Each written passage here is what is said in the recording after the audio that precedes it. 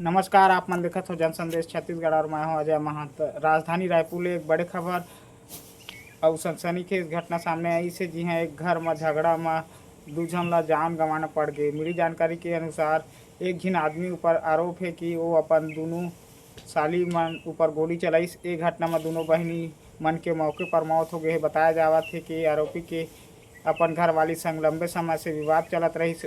ओ मन शक के कारण झगड़ा बढ़त रहिस और घरवाली अपन मइके में रहत रहिस।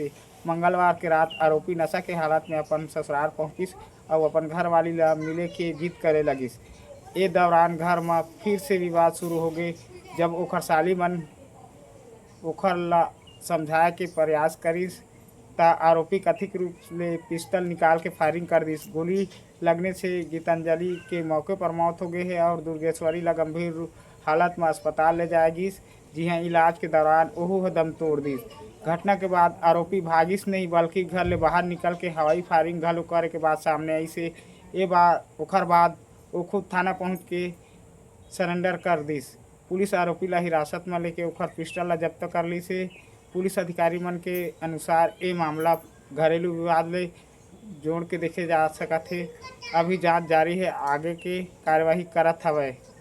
ऐसे ताज़ा खबर पर जुड़े रहो जन संदेश छत्तीसगढ़ के साथ। और वीडियो ला लाइक शेयर और चैनल ला सब्सक्राइब जरूर करो। ये मामला में आप मन के का कहना है कमेंट करके ज़रूर बताओ।